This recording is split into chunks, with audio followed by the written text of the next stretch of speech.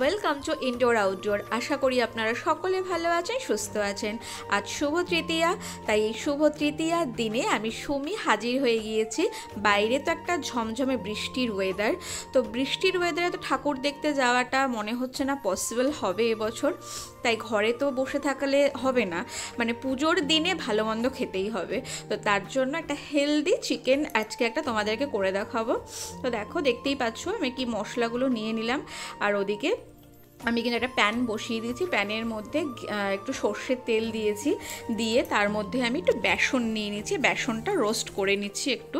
তোমরা কিন্তু চাইলে যদি বাড়িতে তোমাদের ছাতুও থাকে, ছাতুও ব্যবহার করতে পারো। আর এখানে দেখো ওই মশলাটা যেটা দেখলে, গরম মশলা আর রসুন, আদা, কাঁচা লঙ্কা, সেটার একটা পেস্ট করে নিয়েছি। ওখানে বেসনটা যেটা ভেজে নিয়েছি, আর চিকেনটাকে দেখো, আর টক দইটাকে জল ঝরিয়ে নিয়েছি। আর চিকেনটাকে একটা টিস্যুর ওপরে সুন্দর করে শুকনো মতন মানে হওয়ার জন্য রেখে দিয়েছি। এরপর একটা কাচের বাটির মধ্যে একে একে আমি ওই মশলার পেস্ট তার মধ্যে দিয়ে দিচ্ছি, ওই বেসনের পেস্টটা, তারপর তোমার টক দই, আমচুর পাউডার, এগুলো সব মশলা তোমাদেরকে মানে দেখতেই পাচ্ছ যেগুলো আমি দিয়ে দিচ্ছি। ওখানে বেসনটাও দিয়ে দিলাম, আর দিয়ে দিচ্ছি একটু শুকনো কসুরি মেথি। কসুরি মেথি না, মানে একটা এত স্ট্রং ফ্লেভার আনে। আর দিয়ে দিচ্ছি এভারেস্টের তন্দুরি মশলা।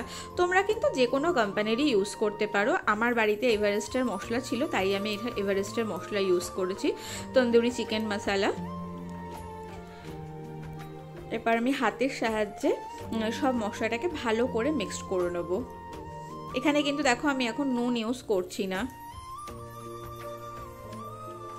মশলাটা মাখিয়ে নিয়েছি, আর চিকেনেরও কিন্তু একদম ভালো করে জল ঝরে গেছে। আর ভালো করে দেখো চিকেনগুলোকে গায়ে চিড়ে নিয়েছি, যাতে মশলাটা ভালোভাবে চিকেনের ভেতরে ঢোকে। হাতের সাহায্য করে নিয়ে আমি ভালো করে মশলাটাকে মানে চিকেনের মধ্যে একদম মানে ভেতরে সুন্দর করে মাখিয়ে দেবো। এই চিকেনটা কিন্তু দেখো একদমই অয়েলের ব্যবহার হয় না।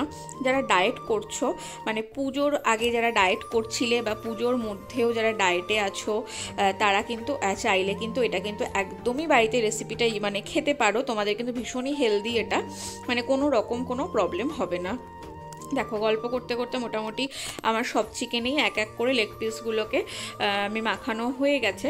এখানে আমি লেগ পিসের ব্যবহার করেছি, তোমরা কিন্তু চাইলে লেগ পিস ছাড়াও মানে চিকেনের ব্রেস্টের দিকে যে পিসগুলো হয় একটু বড়, একটুখানি সলিড টাইপের, সেটাকেও তোমরা নিয়ে কিন্তু ভালো করে চিড়ে চিড়ে গাটা সেটা দিয়েও করতে পারবে।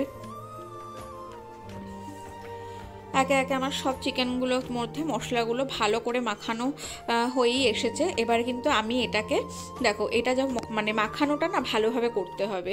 এই মাখানোর কাজটা মানে একটু ধৈর্য ধরে ভালো করে করে এটাকে আমি ফ্রিজে রেখে দেবো।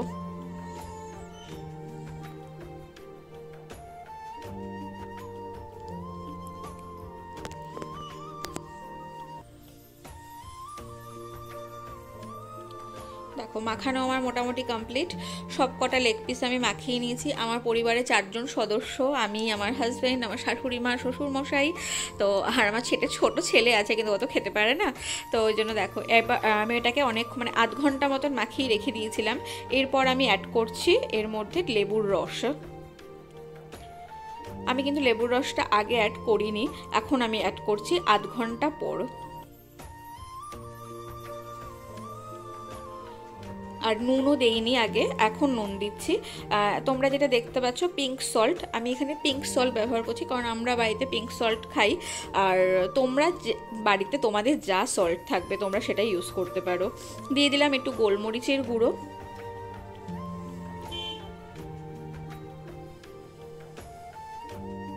আর দিয়ে দিচ্ছি একটু পরিমাণ সাদা তেল।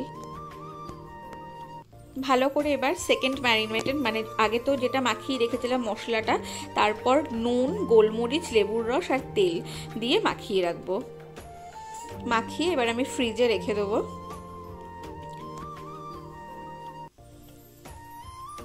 দেখো, ফ্রিজে মোটামুটি আমি রেখে দিয়েছিলাম, কিন্তু এটা 2-3 ঘন্টা মতো, 2-3 ঘন্টা পর দুপুরবেলা এটা ম্যারিনেট করে রেখেছিলাম। 2-3 ঘন্টা এটাকে আমি ম্যারিনেট হতে ফ্রিজেই রেখে দিয়েছিলাম, একটা কাচের প্লেট ঢাকনা দিয়ে।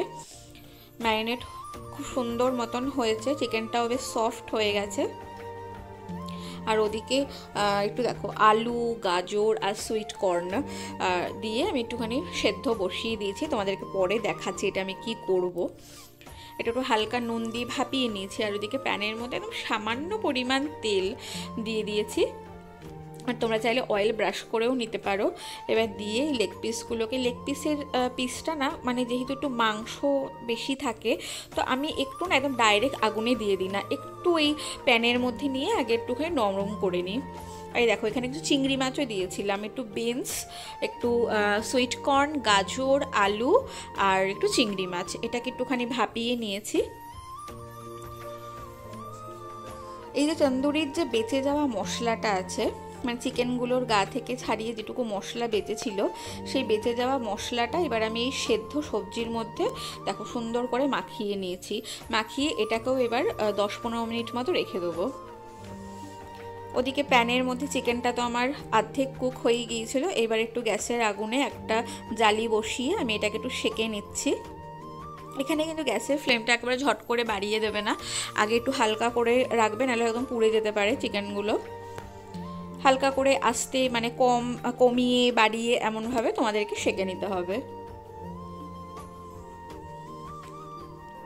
অপূর্ব গন্ধ বেরিয়েছে, পুরো ফ্লোরটা একদম তন্দুরি চিকেনের গন্ধে মোমো করছে।